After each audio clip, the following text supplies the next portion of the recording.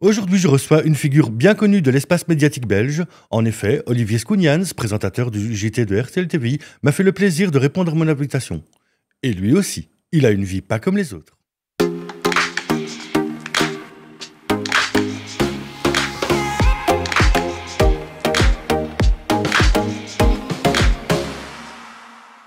Bonjour Olivier. Bonjour Laurent, bonjour à tous.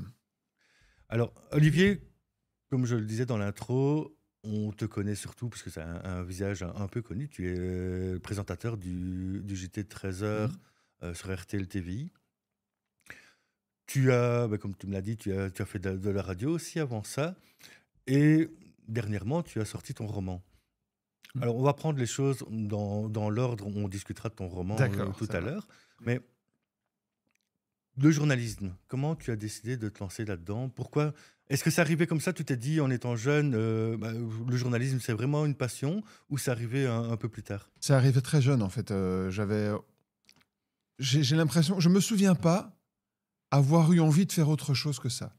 Mhm. Et je me souviens très bien quand j'avais 11-12 ans, on dit mais moi je veux faire ça, je veux être journaliste. Je prenais des petits caméscopes de mon oncle et j'imitais un envoyé spécial qui était en Bosnie. C'était la guerre des Balkans à ce moment-là et je me voyais faire ça et je sais pas pourquoi, ça m'a toujours attiré, quoi. Donc, de si loin que je me souvienne, c'était ça que je voulais faire. J'ai jamais changé d'avis, j'ai jamais envisagé de faire autre chose. Et j'étais attiré par le direct, par l'événement, et aussi pouvoir raconter les choses, expliquer ce qui se passe, se décrire. Aussi parler un peu dans un micro, je crois que c'est quelque chose qui me tentait énormément. Et donc voilà, de si loin que je me souvienne, j'ai toujours eu envie de faire ça, et j'ai eu la chance de tout avoir mis en place pour le faire, et puis après pour avancer dans la vie et continuer à faire ce métier et continuer à l'aimer aussi. Et donc, au niveau études, tu as fait vraiment suivi le cursus de journaliste Oui, en fait, au niveau, donc d'abord j'ai fait mes secondaires ici à l'Athénée Royal de Jette pendant 6 ans, et puis terminé en 98, et là, il fallait prendre une décision. Alors, je voulais d'abord aller à l'IEX, l'école de journalisme, et j'ai j'ai voulu m'inscrire genre le 28 août ou le 30 août. J'ai j'ai- j'ai toujours beaucoup de mal à choisir, en fait. Donc, je prends beaucoup de temps pour me décider, et quand je me décide, j'y vais. Sauf que là, j'étais décidé à aller à l'IEX, et on m'a dit, mais monsieur, les épreuves d'entrée sont déjà terminées, donc il n'y a plus d'inscription, c'est terminé. Et là, je me dis, oh, qu'est-ce que je vais faire? J'avais peur d'aller à l'UNIF, j'avais peur de l'ULB, je trouvais ça trop grand, trop impressionnant. Et donc j'ai commencé pendant 2 jours des études de relations publiques sur le campus du CERIA. Et après 2 jours, je me suis dit, mais en fait, c'est pas du tout ça que tu as envie. Là, tu es en train de faire des choix uniquement parce que tu as peur. Et donc j'ai changé, je suis allé aux facultés Saint-Louis. À l'époque, c'était les Candis, donc ce qu'on appelle les bacs. Maintenant, c'était en 2 ans. J'ai fait sciences économiques, politiques et sociales, option communication. Et puis j'ai fait l'équivalent des masters maintenant à l'ULB en journalisme. Et puis c'était parti, quoi. Alors, avant de passer sur ta vie d'adulte, une fois que tu as été diplômé, il y a quand même une question que j'aime beaucoup poser à mes invités, c'est quel genre de jeune tu étais? Que ce soit enfant, que ce soit ado, en fait. Est-ce que tu as été, t'as eu une jeunesse tumultueuse? Là, tu as parlé un petit peu de tes études. Donc, quel genre de jeune tu as été? Euh, Parents divorcés très tôt. Mhm. Et aujourd'hui, c'est commun. Dans toutes les classes, il y a un tiers des enfants dont les parents sont divorcés. Mais dans les années 80, c'était quand même encore une exception. Et donc, c'était encore les enfants et les parents, on ne savait pas comment gérer ce genre de situation-là. Donc, ça m'a beaucoup responsabilisé aussi. Je pense que ça m'a aussi très fort rapproché de ma petite sœur. Euh, et puis, je pense que de celui que je me souvienne, j'ai toujours aimé m'amuser, avoir le sens de l'humour. J'étais quelqu'un aussi très, très, très respectueux des règles. Voilà, j'allais dire, traverser au rouge quand j'étais enfant ou quand j'étais ado, c'était quelque chose qui était inconcevable pour moi. Maintenant, je me suis un petit peu calmé par rapport à ça, mais donc voilà, respectueux des règles, très, très fort la question de la justice. Et puis aussi, beaucoup d'humour pour compenser le manque de confiance en soi. Je pensais au départ qu'il y avait que moi qui n'avais pas confiance en moi. Avec le recul, on se rend compte qu'en fait, tous les gamins et tous les ados sont dans la même situation et que chacun, chacun gère comme il peut. Et moi, c'était avec l'humour. J'essayais de faire rire, j'essayais d'être sympa avec tout le monde. Et voilà, j'avais pas d'ennemis, en même temps, j'avais pas beaucoup d'amis proches. Je pense que je vivotais un petit peu, quoi. Mmh. Mais c'est le genre de sentiment, en fait, qu'on va souvent associer à de l'hypersensibilité. C'est désolé. Donc, bah, c'est le fait de réagir très fort sur les injustices, le fait d'avoir besoin d'un cadre et de respecter les règles. C'est ton cas? Oui, tout à fait, docteur, c'est tout à fait le cas. Non, bah oui, enfin, j'ai pas fait de test HPI, j'ai pas fait de Mhm. test hypersensibilité, mais avec un peu d'objectivité, je coche toutes les cases sans trop de difficultés. Et mon épouse travaille dans le paramédical et dans la métacognition, etc. Donc ça, elle m'a dit, voilà, c'est très clair, tu coches toutes les cases. D'ailleurs, tes enfants aussi, donc les chiens font pas des chats. Et je pense que là aussi, dans les années 80-90, hypersensible, Non, HPI, ça n'existait pas. HPI, on ne disait pas HPI, on disait HP, et c'était, oh, les surdoués, tout est facile C'est pour ça. vous. De Hein. plutôt même surdoué, Oui, avant même. oui, c'est ça, on disait pas HP, c'est ça. Et quand tu n'avais pas de chance, tu avais la Mensa qui te tombait dessus en disant viens voir chez nous ce qui se passe. Oui, voilà, donc le surdoué. Donc la surdouée, ben, j'étais pas du tout surdoué, mais on ne vivait pas les choses autrement. On vivait les choses autrement, on ne les vivait pas comme maintenant. Et je pense que quand j'étais ado, si on m'avait donné ce diagnostic-là, j'aurais compris beaucoup plus de choses sur moi. Et enfin, j'aurais gagné beaucoup de temps dans ma vie si, quand j'avais 12 ans ou 15 ans, on m'avait dit, tu sais, tu es sans doute hypersensible, voilà pourquoi tu réagis comme ça. Tu es sans doute HP, voilà pourquoi tu réagis comme ça. Ça n'aurait pas tout aidé, mais ça m'aurait permis de comprendre un peu qui j'étais, je crois. Mhm. Donc après ça, donc, tu nous expliques que tu as fait tes études et tu es rentré directement chez RTL ou tu as fait autre Euh, chose avant? ouais, je suis rentré directement. En fait, pendant mes études, il y a un de mes camarades journalistes qui travaillait à la DH le samedi, qui remplissait les colonnes de résultats du foot amateur dans la DH qui paraissait le dimanche matin. Et puis il m'a dit, oh écoute, je pars en Erasmus pendant 6 mois, est-ce que tu veux pas reprendre le job? Je dis, quoi, travailler à la DH, devenir journaliste sportif, c'est mon rêve, ok, j'y vais, tac. Donc je me suis tapé pendant 1 an et demi tous les samedis soirs à encoder des résultats de foot. Alors pour moi qui voulais commenter les Diables Rouges, j'étais sur un autre level de journalisme sportif.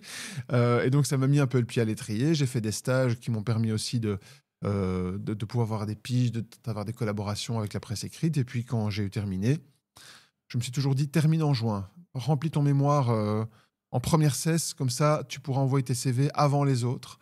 J'ai envoyé mes cassettes audio à l'époque, c'est celles qu'on rebobine avec des Mhm. crayons. Ah ouais. J'ai envoyé les cassettes audio à l'époque, et puis le rédac chef de Bel RTL, Jean-Jacques Deleu, m'a répondu avec un petit entretien. J'avais mis mon plus beau costume qui convenait pas du tout. Et puis j'ai commencé à faire quelques piges, quelques jours par mois, quelques jours par semaine, et puis je me suis vite installé à la rédaction d'RTL. Ok. Et en tant que journaliste, puisque bon, le journaliste, c'est quand même un mot qui un peu fourre-tout, qui donne pas mal de métiers différents. Tu as le journalisme d'investigation, plus sur le terrain, le présentateur comme tu es maintenant. C'est vraiment ce côté présenté que tu préférais ou aller sur le terrain ou la globalité des choses? Moi, ce qui m'intéressait, il y avait deux choses qui m'intéressaient vraiment dans ce boulot. C'était raconter simplement des choses compliquées. J'ai trouvé toujours ça fascinant. Et Mhm. quand on arrive à le faire, il y a un petit côté grisant. C'est du boulot, mais voilà, c'est un truc, quelque chose qui me motivait. Et l'autre chose qui m'intéressait, qui me motivait, c'était le direct. Et donc, je pense que moi, je rêvais d'être journaliste sportif, je rêvais d'être journaliste de guerre. C'est deux types de journalisme qui sont tout à fait différents, mais qui ont le point commun d'être en direct, de faire des choses où on raconte les choses au moment même, sans filet. Et j'ai fait aucun des deux, finalement. Le plus loin que je suis allé, c'est au Grand-Duché de Luxembourg, donc comme envoyé spécial, c'est pas mal. Et, et j'ai découvert la radio pendant mes études, et ça m'a fasciné. La radio, le matin, il y a une atmosphère, il y a une relation avec les collègues, avec le public, raconter des choses, une agilité. Et ça, directement, je me suis senti tout à fait épanoui là-dedans. Et donc, j'ai pas du tout fait ce que je rêvais de faire, mais j'ai trouvé une voie qui m'a vraiment, vraiment intéressé, quoi. Alors, tu es connu aussi parce que bah, tu es un journaliste, enfin un présentateur un peu atypique. Tu lances souvent de l'humour. Il n'y a pas longtemps, on a encore revu cette vidéo avec Jamel Debbouze que tout le monde a vu, qui a quand même pas mal buzzé. Mm. Oui, cette vidéo-là, j'ai pas du tout compris ce qui s'est passé. C'était pas prévu, c'était tout à fait spontané, naturel. Et Mhm. quand j'ai vu la façon dont les réseaux sociaux s'en sont emparés. J'étais un peu moi-même surpris.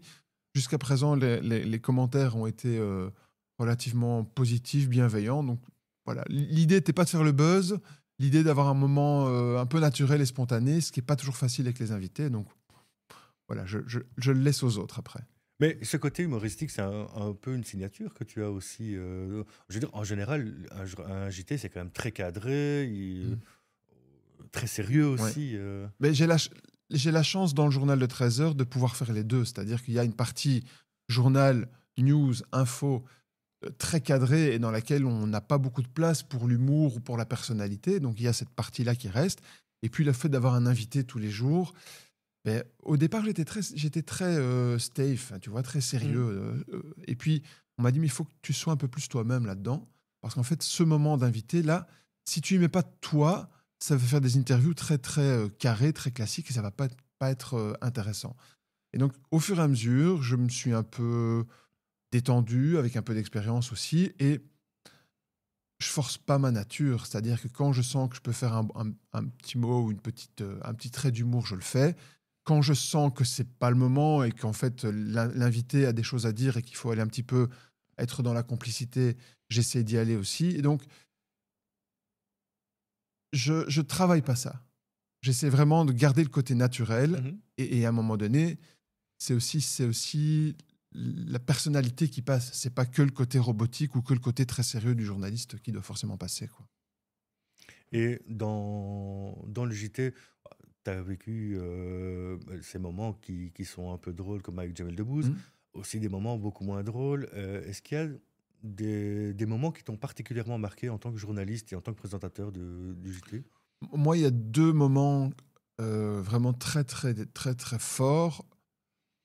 Je ne sais pas dire pourquoi c'est ceux-là, parce que c'est peut-être pas ceux que le public va le plus retenir. Moi, il y a la catastrophe de Sierre, il y a une bonne dizaine d'années, donc ce quart d'enfants belges qui fait un accident dans un tunnel qui prend feu, et il y a, je crois, 40 morts, et tous des enfants, quoi.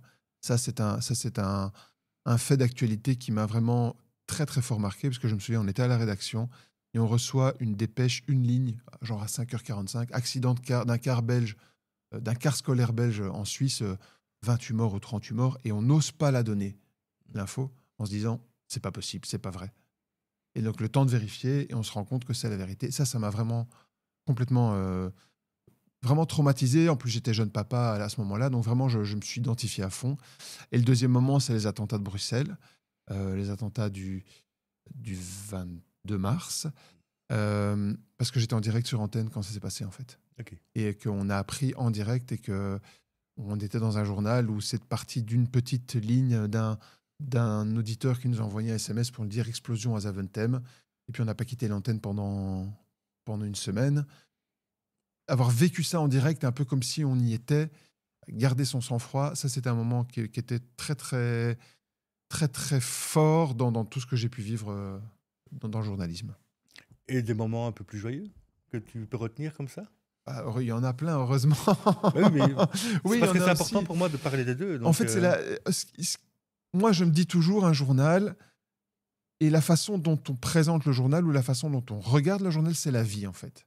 Il y a des choses compliquées, il y a des décès, et dans notre vie, on en a aussi. Il y a des difficultés, il y a des problèmes, mais il y a aussi parfois des petits rayons de soleil, des petits moments de sourire, des petites choses qui se passent bien, qui nous mettent de bonne humeur. Et donc, euh, moi, les reportages qu'on a l'occasion de diffuser dans le Trésor, où on va aller rencontrer des gens, des artisans, on va rencontrer des gens qui présentent euh, je sais pas, une nouvelle spécialité culinaire, ou une initiative dans les écoles, etc. Moi, c'est des trucs, ça me fait plaisir de les montrer, en fait. Ça me mhm. fait plaisir de les présenter. Et j'aime bien souvent me dire que grâce au journal, j'ai parfois un peu foi en l'espèce humaine. Ça fait du bien. Ça Ouais. fait du bien. Tu as aussi, bah, dernièrement, en fait, sorti ton premier roman, Mhm. que là, hop, on montre ici, 20 heures Académie. Comment tu te lances dans l'idée d'écrire un roman? Est-ce que c'est quelque chose aussi qui te taraude depuis longtemps? Ou est-ce que bah, là, d'un coup, tu t'es dit, ah, j'ai quand même des choses à raconter, j'ai envie de les écrire? Mon épouse écrit. Mhm. Elle a écrit des bouquins plus ado, des histoires en termes d'imagination, moi, qui me fascinent complètement. Et je la voyais écrire, j'avais prendre du plaisir aussi à écrire. Et je me suis dit, bah, ça doit être amusant à faire. Et sortir un peu de l'écriture où c'est très factuel et on est le plus précis sur les faits. Et je me suis dit, mais tiens, mais si un jour on devait choisir le présentateur du 20h dans une télé-réalité, c'est parti de cette question-là que je me suis posée. Mhm. Et puis j'ai commencé à écrire. Alors d'abord, j'ai écrit un peu, j'écrivais des scènes, j'ai décrivais des personnages, racontais des trucs. Et puis je me suis dit, mais là, il faut du lien en fait, parce que juste écrire des petites scènes qui font plic-ploc, ça marche pas. Et voilà, il y a quelques années, je me suis dit, ok, là tu y vas, c'est un projet, t'es parti. Ça a pris beaucoup de temps, c'est Mhm. très dur, ça n'a rien à voir avec le boulot que je fais habituellement, mais c'est grisant. C'est grisant. Arriver à décrire en peu de mots une situation ou un trait de caractère, arriver à surprendre le lecteur que je suis moi-même dans une scène, c'est amusant comme tout, c'est vraiment très agréable. Et mais comment tu as trouvé le temps d'écrire, en fait? Parce que la vie de journaliste et bah, justement avec les horaires Mm. que tu as, bah, tu pas spécialement beaucoup de temps, alors et en plus ta vie de famille, je veux dire, c'est quand même quelque chose qui prend aussi énormément de temps. En fait, mais c'est pour ça que c'est un travail qui a duré des années. Mmh. Parfois, je rentrais chez moi, pendant toute la semaine, je rentrais chez moi et pendant 2 3 heures, bam, bam, bam, je fais que ça, ou des week-ends entiers. Et puis parfois, pendant 2 3 mois, plus rien. Parce que je trouvais pas l'idée, je trouvais pas comment je faire avancer la scène, etc. Il nous est arrivé de partir en week-end juste à deux, sans les enfants, ou en midweek, et de passer, d'écrire, écrire, écrire, écrire. Et là, c'est très agréable d'être surtout dans la même relation aussi, dans la même action. Et le soir, on se regarde, on dit ah tiens, j'ai réussi à débloquer un truc. Ah tiens, il y a un truc qui me gêne dans l'histoire. Qu'est-ce que t'en penses et tout ça. Pendant un an, je me suis vraiment focalisé à vraiment les week-ends, les soirées, à essayer de le faire un maximum pour faire avancer le projet. Et donc, en effet, le temps, je l'ai trouvé, mais c'est pour ça que ça a pris quelques années, quoi. Et est-ce que ton épouse ou tes enfants ont eu une participation active dans le roman? C'est-à-dire, est-ce que tu leur as lu des parties? Est-ce qu'ils ont réagi, Ouais. par rapport à ça? Donc, mon épouse, elle a une participation très active parce que bah, c'est elle qui m'a dit, mais vas-y, écris, fais-toi plaisir, amuse-toi, tu verras bien ce que ça donne, on verra. Donc, elle m'a motivé là-dedans. Et quand je galérais pour faire avancer l'intrigue, on discutait, elle me dit, mais pourquoi tel personnage ferait pas ça, mais tu penses pas qu'il faudrait plutôt que ça se passe comme ça? Et donc, je retenais pas toutes ces idées, mais ça me permettait de remettre 50 centimes dans le jukebox et de redémarrer. Et donc, et je lui faisais lire parfois quand j'étais content d'un chapitre, où je lui disais, lis la scène et dis-moi si l'émotion que je veux faire passer, tu la ressens. Alors, en toute objectivité, évidemment, elle me disait que c'était super. Et puis, ce qu'on a fait, c'est que quand le bouquin était relativement terminé, on l'a lu aux enfants. Donc, on est parti en vacances, et puis pendant les longs trajets de bagnole, ma femme lisait le bouquin aux ados derrière. Et c'était les premiers lecteurs, en tout cas, c'est les premiers qui ont entendu l'histoire. Et ce qui était extraordinaire, c'est que quand je voulais que les lecteurs soient surpris, je voyais les trois derrière. Oh, quoi? Non, c'est pas vrai. Quand je voulais qu'il y ait un peu d'émotion, il y avait une de mes filles qui pleurait. Et donc, ils ont réagi fois 1000 à toutes les émotions que je cherchais à créer en écrivant. C'est rien que pour ça, Mmh. j'étais content de l'avoir fait. Après, tout le reste, c'est que du bonus. Mais rien que ces moments-là, c'était dingue. C'était dingue. Alors, malheureusement, bah, j'ai pas eu le temps de le lire, problème de la poste qui fait que, tu peux nous teaser un petit peu sur Donc, ce que ça raconte? le présentateur du 20h est trop vieux, il se fait virer en fait. Donc on l'appelle dans le bureau des big boss, on lui dit écoute, voilà, t'es gentil, mais t'es trop vieux, c'est bon, on veut rajeunir l'audience, mais t'inquiète pas, on te vire pas. On va choisir ton successeur ou ta successrice, je sais pas si ce mot se dit en français au féminin, mais on se comprend, dans une télé-réalité. Donc on va sélectionner 10 journalistes qu'on va suivre. Et puis celui que le public préférera deviendra présentateur du 20h. Et toi, qui t'es fait dégager, tu vas nous aider à choisir la personne qui va te remplacer, alors que tu voulais pas partir. Et donc c'est un mélange entre Pékin Express, Top Chef et la Star Academy, avec des journalistes, donc c'est-à-dire uniquement des candidats qui connaissent les lois de l'image et les règles de la production par cœur, un jury composé du type qui veut absolument pas partir et des producteurs qui pensent qu'ils tirent les ficelles et donc rien ne va se passer comme prévu. Et donc il y a un mantra dans l'émission qui revient souvent et qui est un mantra de la télé, c'est il faut toujours qu'il se passe quelque chose. Quand on a une émission de divertissement, il faut toujours qu'il se passe quelque chose pour donner envie aux gens de rester. Ben, j'ai essayé de mettre ce mantra-là dans le bouquin aussi et j'espère que ça fonctionne. Et est-ce que tu as déjà prévu un autre roman ou plein d'autres romans? Des idées, j'en ai plein. Après, c'est le temps qui est pas extensible. J'ai commencé à écrire autre chose. Ok. Et j'ai commencé à écrire avant de savoir que le premier serait publié. Oh. Parce que je me suis dit, en fait, le but, c'est pas de gagner ta vie, de devenir riche, de devenir un auteur à succès. Ton but, c'est prendre du plaisir à écrire. Donc, fais ça. Et donc, ne te demande pas si ton premier projet va fonctionner. Amuse-toi à écrire autre chose. Et donc, j'ai déjà commencé un autre truc. Mais c'est pas uniquement le monde des médias, mais bon, je suis pas assez avancé pour pouvoir l'expliquer.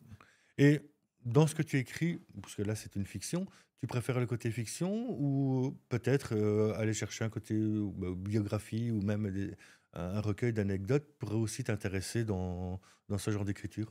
Est-ce que tu t'es déjà posé la question bêtement ou Non, j'irai avec mes gros sabots? je me suis jamais posé la question, c'est vrai, c'est une bonne question. Je me suis jamais dit, tiens, est-ce que tu écrirais des anecdotes sur ta vie? En fait,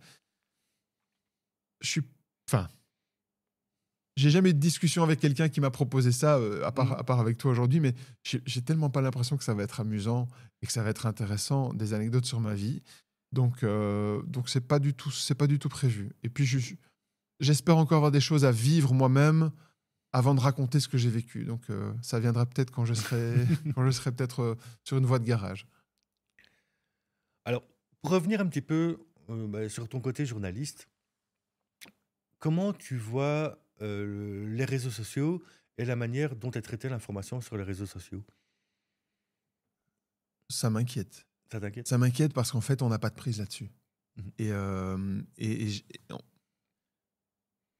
J'explique pourquoi ça m'inquiète et puis après, j'ai une réflexion que je veux partager aussi avec toi. C'est pourquoi ça m'inquiète. Premièrement, parce que le problème des réseaux sociaux, c'est qu'on reste enfermé dans une bulle. Ouais. Et je le vois moi-même. Je suis un peu sur Instagram, un petit peu gentiment. Alors, je suis pas beaucoup de comptes d'actu. Je ne suis pas beaucoup de comptes, à part des comptes de foot ou des comptes marrants ou des personnalités que je reçois. Mais je vois, il suffit que je regarde une vidéo de chat, que ça me fasse marrer, que je l'envoie à mes enfants, pour que le jour après, je vois 10 vidéos de chat. Et donc, je me dis, il suffit que quelqu'un like un sujet. Je ne parle pas forcément de complotisme ou de fake news, mais un type de sujet. Il suffit que quelqu'un like un type de sujet pour qu'on lui propose que ça. Et donc, on altère complètement la réalité globale. Première chose, je ne parle même pas de X, parce que ça, c'est même plus devenu c'est plus un réseau social en fait. Non, c'est un réseau social de la haine pour l'instant. Ouais, c'est juste devenu un exutoire des frustrations, je crois, ou des extrêmes. Et donc, je dis pas qu'on peut s'informer par X, ça, j'y crois plus. Mais le problème, c'est la bulle. Et le problème, c'est que c'est la non-vérification. Et on le voit encore avec Meta qui change son système de vérif, de modération, etc. Et donc, tout se vaut sur les réseaux sociaux. L'application RTL Info, et pour pas faire de pub, je vais même dire RTBF, Le Soir, tout ce qu'on veut, les médias classiques, on a peut-être des défauts, on n'a peut-être pas une ligne éditoriale qui plaît à tout le monde, mais en tout cas, il y a des gens derrière qui bossent et ce qu'on balance, ce qu'on diffuse, ce sont des infos vérifiées et ce sont des faits. Et voilà, les réseaux sociaux, pour ça m'inquiète. Et ce qui m'inquiète, et c'est là la réflexion à laquelle j'ai pas de réponse, c'est quand est-ce qu'on peut rétropédaler? Est-ce qu'on peut inverser cette tendance? Quand on voit la puissance économique de ces réseaux sociaux, quand on voit la façon dont on les consomme, on est phagocyté par ça. Maintenant, aller sur les réseaux, aller sur le GSM, c'est une activité par défaut.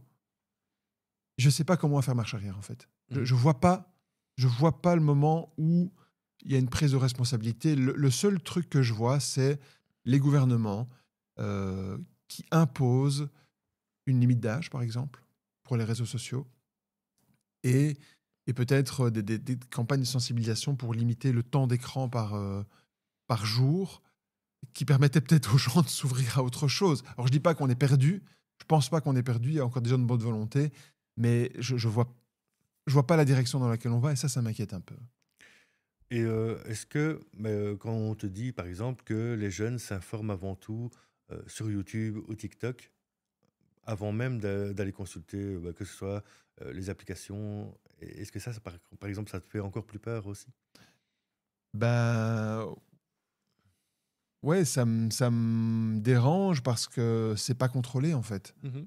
C'est pas contrôlé et c'est un peu biaisé. Mais bon, j'ai pas envie de jouer au vieux con qui veut dire aux enfants arrêtez les réseaux sociaux, c'est mal parce que ça marche pas. Mais je trouve pas le moyen de ramener certains publics vers des médias qui parlent au plus grand nombre. Ça, je vois pas.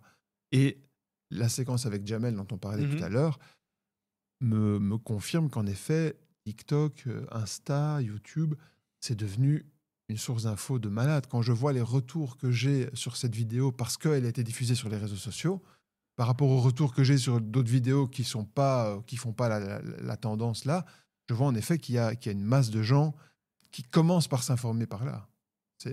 Et là, TikTok, j'y suis pas. YouTube, je regarde des trucs plus marrants que mes enfants me proposent, des petites émissions genre Squeezie ou Amixem, enfin des trucs très très gentils, on va dire, mais très Mhm. mainstream en fait finalement. Oui. Et ce monde me fait peur, je le maîtrise pas, et donc j'essaie de croire que ça n'existe pas, mais je me voile pas la face. Je me voile pas la face par rapport à ça. Mais justement, par rapport à, comment dire, à ces réseaux sociaux qui prennent de plus en plus de place par rapport à la télévision, enfin les médias mainstream en règle générale, est-ce que t'as pas aussi l'impression qu'au niveau des jeunes, c'est un peu un pied de nez vis-à-vis de la télé, la radio, en train de vous dire, oui, oui, vos médias de vieux ne nous intéressent plus et on va aller voir ailleurs. Et malheureusement, ils vont là où il n'y a pas un minimum de contrôle, mais sur l'information. Ouais, je sais pas à quel point c'est conscient en fait ce genre de comportement. Je pense que la période Covid a eu un effet booster énorme là-dessus, parce que les gens sont restés tous enfermés chez eux, Mm, avec très peu de loisirs, et donc ils se sont mis à aller sur les réseaux, à aller sur les YouTube, etc. Et donc les habitudes des gens ont très fortement évolué avec ça. Tout était disponible tout le temps, en fait, par rapport à la télé. Je sens pas je sens pas le pied de nez. Je sens que ce sont plutôt les comportements et les habitudes qui ont changé. La question, c'est comment est-ce qu'on peut dire aux gens qui ne la regardent plus, venez regarder la télé. Et on cherche tous, hein. On cherche tous mm. la Oui, réponse. ça je m'en doute. On fait ce qu'on peut, on fait les choses le plus sérieusement possible. On ne doit pas tout casser non plus en mille morceaux, mais la réponse à cette question-là, on la cherche et on n'a pas encore trouvé complètement, quoi. Et là, je vais parler de manière plus générale. De ton point de vue, en fait, est-ce que tu penses que la manière dont les rédactions ou les chaînes de télé s'adressent aux jeunes par le biais des réseaux sociaux, est-ce que vous avez l'impression que ça fonctionne? Enfin, ou même pas que les jeunes, d'ailleurs, aux gens en règle générale. Ou est-ce que, pour revenir sur le site d'RTL Info, RTL Info, est-ce que vous voyez une différence d'une information qui va passer sur Facebook, sur Insta, ou quelque chose qui ne passe pas du tout? Il y a plusieurs trucs pour répondre à ta question. La première chose, c'est on voit que nous, il y a certains articles qui cartonnent parce qu'ils ont été diffusés sur Facebook. Mhm. Et donc, les gens viennent depuis Facebook sur l'application RTL Info. Et en fait, au départ, il y a plusieurs années, on s'est dit, c'est ce qu'il faut faire. On balance tout sur les réseaux pour comme ça, les gens viennent, etc. Et on s'est rendu compte que c'était des infos Kleenex, en fait. C'est-à-dire que les gens qui voyaient sur leur fil Facebook un truc d'RTL Info, ils cliquaient dessus, ils regardaient l'article, et puis ils se barraient et ils retournaient sur Facebook. Et donc, ce n'était pas du public qui se disait, bah tiens, c'est quoi ce site, au fait, je vais aller voir ce qu'ils proposent d'autre. Non, c'était one shot.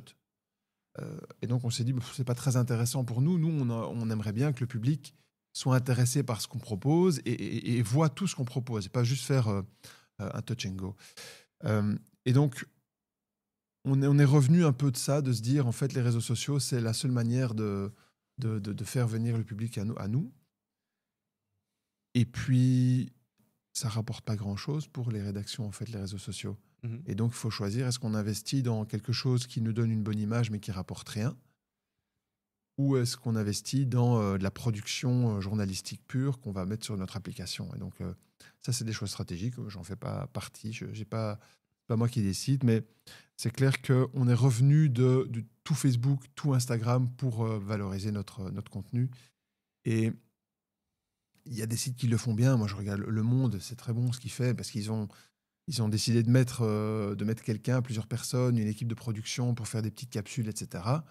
Et Le Monde, il touche déjà à la base plus de monde, toute la France. Nous, à RTL, on touche 4,5 millions de personnes. Donc, est-ce que l'investissement elle-même, c'est pas tenable, en fait? Mhm. Oui, bah, c'est d'ailleurs une des choses qui fait que la Belgique, c'est compliqué pour n'importe quel déjà créateur de contenu, hein. Je ne sais pas si tu en connais quelques-uns, mais dans ceux qui existent, qui vivent vraiment comme créateur de contenu, très peu se présentent comme belges. Mm. Si on regarde les French Hardware, en fait, qui sont des jeunes belges qui parlent de hardware informatique, 9 fois sur 10, ils parlent de la France et pas de la Belgique. Et il n'y a pas très longtemps, en fait, qu'ils ont annoncé qu'ils étaient belges et que leur société où ils vendent des machines sont belges. Et ça aussi, c'est en fait un gros frein, puisque ben, moins de la moitié du pays est francophone. Entre le nord et le sud, au niveau information, en tout cas, et au niveau média, on se touche à peine. Je veux dire, 2 kilomètres d'ici, on est en Flandre, ils sont néerlandophones, et au niveau média, pas au niveau des gens, ça se touche pas. Non, ça se touche pas. Et moi, je pense que ça vient principalement du fait que on a arrêté de mettre comme priorité l'apprentissage de l'autre langue. Mhm. On parle plus néerlandais. Et les Flamands, les néerlandophones, ne parlent plus français comme il y a 30 ans. Yeah. Il y a 30 ans, les néerlandophones étaient tous parfaits bilingues. Et on se disait, waouh, ça c'est génial. On veut tous être bilingues aussi. Et finalement, c'est l'inverse. Les néerlandophones, avec le côté un peu nationaliste et indépendantiste, se sont dit, mais en fait, nous, on n'a pas d'intérêt à apprendre la langue de, pas dire des pecnos, mais voilà, on n'a pas d'intérêt à faire l'effort pour les autres, en fait. Et le fait qu'on parle plus couramment la langue de l'autre fait qu'on s'en éloigne. C'est la même chose si on prend les médias allemands, quoi. Mhm. Désolé, moi je parle pas un mot d'allemand. Je vais pas je vais pas m'intéresser à ça. Et je pense que voilà, je crois que le fait de moins bien connaître la langue de l'autre joue un peu. Et si, si on compte en fait Bruxelles et la Wallonie, 4,5 millions de personnes, c'est le Nord-Pas-de-Calais en fait, hein. Eh oui. C'est hallucinant quand je vois tout ce qu'on fait. Alors que, voilà, si on était Télé Lille ou Radio Lille, on n'aurait pas les moyens qu'on a à RTL ou à l'RTB, quoi.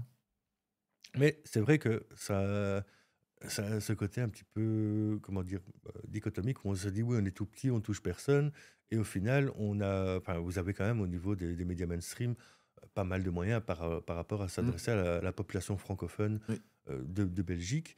Et je veux dire, c'est quand même un peu compliqué de se dire que vous êtes enclavé dans cette petite partie du monde qu'est le sud de la Belgique et Bruxelles. Et pourtant, vous arrivez quand même à développer pas mal de choses. Et là, je m'adresse vraiment aux chaînes de télé, que ce soit RTL ou de l'autre côté pour le service public, où il y a quand même pas mal de choses qui sont faites. Oui, bah, disons que on peut pas rivaliser avec la France en termes de moyens.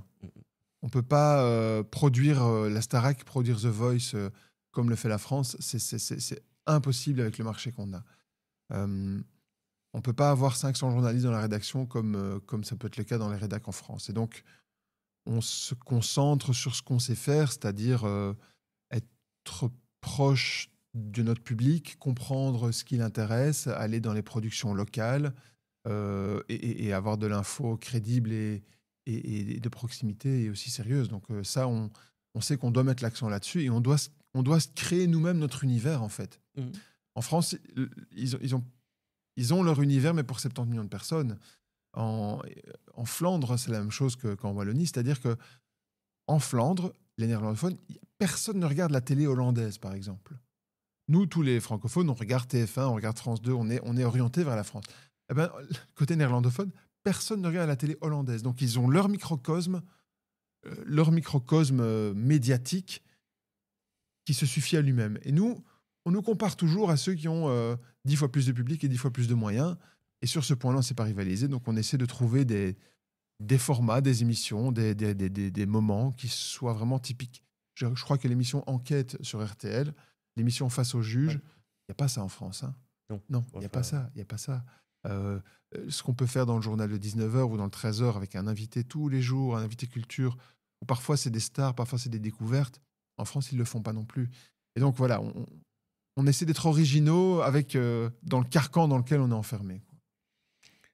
Alors, je vais me recentrer un peu sur toi et ta journée type quand tu pars au travail, ça ressemble à quoi?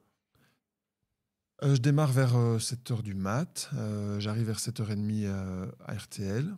Généralement, je prends le vélo électrique, sauf quand il fait vraiment mauvais.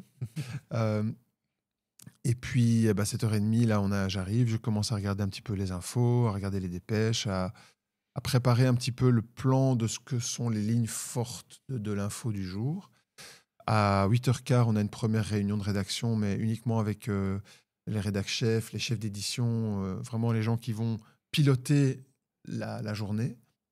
Première réunion, 8h15, 8h20. Et puis à 9h, là, on a une réunion de rédaction plus globale avec toute la rédac, tous les journalistes, les caméramans, tous ceux qui vont faire le journal.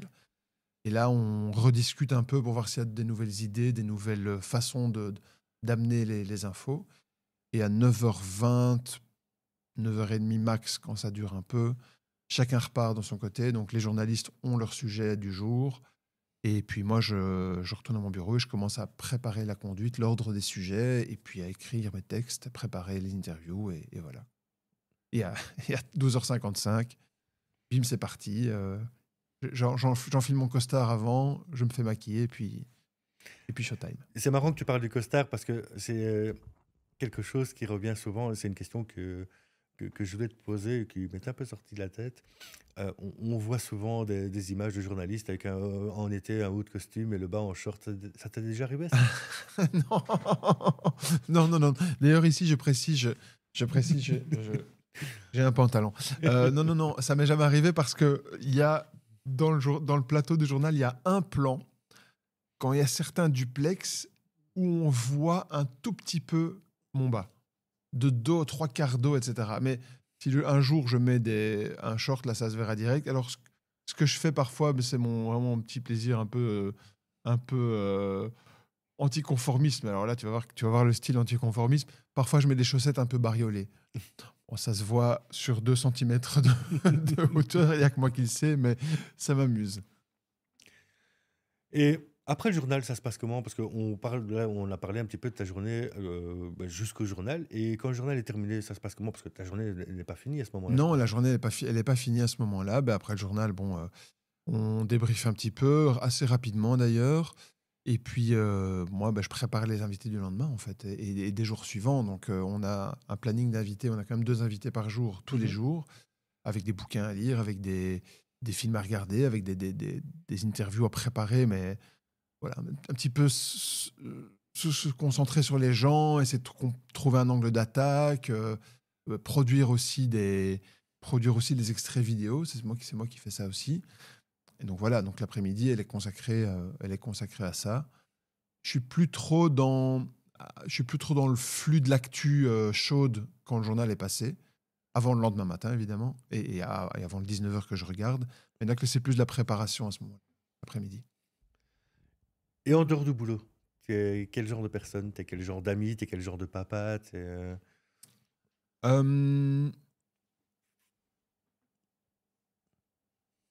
C'est difficile de parler de soi. J'essaye d'être quelqu'un de gentil. Mhm. J'essaye d'aider les autres. J'essaye de faire les choses sérieusement. Et je le fais pas exprès, mais j'aime bien rire et avoir de l'humour. C'est des beaux objectifs. J'y arrive pas toujours. Mais bon, voilà, je pense que c'est des valeurs-là qui me tiennent à cœur et que j'inculque aux enfants, enfin qu'on inculque aux enfants. Voilà, je pense que ça, c'est pas mal. C'est quelques pistes, on va dire. Et comment tu imagines ton avenir maintenant?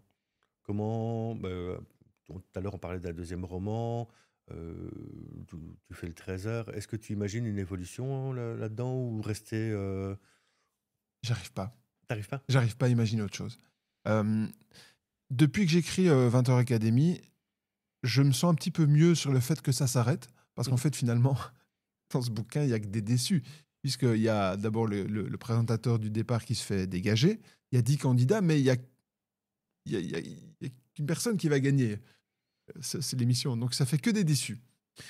Et ils se remettent tous un peu en question et ils acceptent tous la fatalité, ils acceptent tous, ils se posent plein de questions sur ce qu'ils font et au final, certains le vivent assez bien d'avoir été éjectés.